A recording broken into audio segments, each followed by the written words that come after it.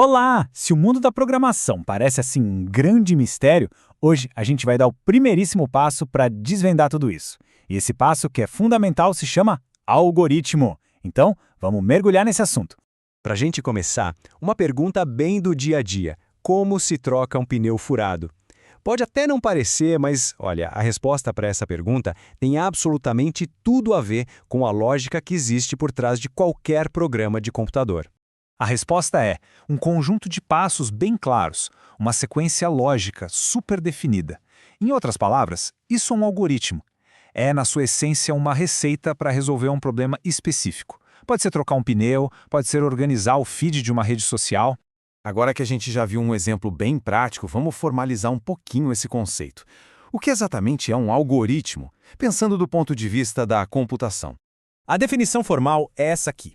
Um conjunto de regras e procedimentos lógicos que levam à solução de um problema em um número finito de passos. As palavras mais importantes aqui são lógico, definido e finito, ou seja, não tem espaço para ambiguidade e o processo todo precisa ter um fim. E essa ideia, olha, não é nada nova. O termo evoluiu por séculos. Começou lá no século IX com um matemático persa, foi para o latim no século XII e só foi formalizado para a computação que a gente conhece hoje em 1936, com os trabalhos de pioneiros como o Alan Turing. Mas sabe, para uma sequência de passos ser considerada um algoritmo de verdade, ela tem que seguir algumas regras. E foi o famoso cientista da computação Donald Knuth quem definiu 5 requisitos que são essenciais. O ideal é pensar nessas 5 regras como os critérios para uma boa receita de bolo. Primeiro, finitude. A receita tem que ter um fim, certo? Depois, definição. Cada passo precisa ser super claro, sem deixar dúvida. Entrada. São os ingredientes que a gente vai usar. Saída. É o bolo pronto. E por último, eficácia. Cada passo tem que ser simples o bastante para qualquer um conseguir fazer. Certo. Então, como é que essas receitas lógicas são desenhadas antes mesmo da gente escrever uma única linha de código? Existem algumas formas bem legais de planejar essa estrutura. Basicamente, a gente tem 3 formas principais. O fluxograma, que é um desenho do processo, o pseudocódigo, que é tipo escrever uma receita numa linguagem humana bem simples. O Portugal, por exemplo, foi criado justamente para isso, para ajudar a aprender a lógica. E, finalmente, a linguagem de programação, que é a instrução formal que o computador entende. Os 2 primeiros são como se fossem a planta baixa da casa, sabe? Antes de começar a construir. E por falar em linguagem de programação, vamos focar em uma que é super famosa por ser ideal para iniciantes, o Python. Mas afinal, por que o Python é tão popular? Bom, os motivos são bem claros. Primeiro, é de graça. É versátil.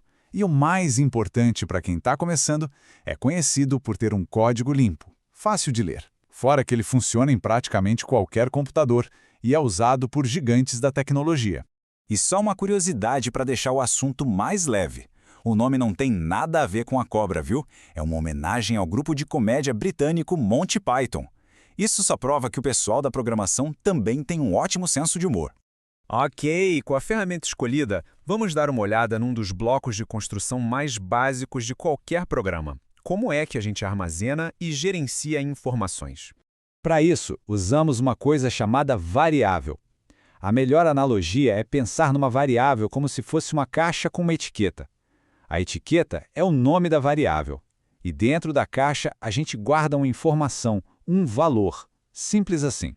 E como é que a gente coloca alguma coisa dentro dessa caixa? Usando o sinal de igual, que em programação é chamado de operador de atribuição.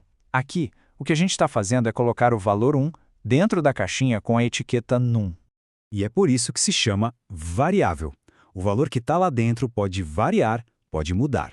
Agora, por exemplo, a mesma caixa num está guardando o valor 2. O valor antigo, o 1, foi simplesmente substituído.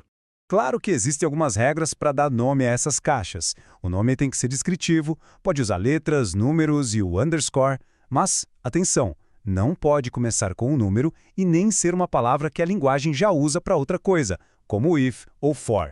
E para fechar, a gente precisa saber que tipo de informação vamos guardar. As mais comuns são os números inteiros, os números de ponto flutuante, que são aqueles com casas decimais, e as famosas strings, que no fundo nada mais são do que sequências de texto. E tudo isso nos traz a nossa reflexão final. Agora que essa lógica dos algoritmos ficou um pouco mais clara, que processo ou problema do seu dia a dia poderia ser resolvido com um conjunto de passos bem definidos? A programação começa exatamente com esse tipo de pensamento.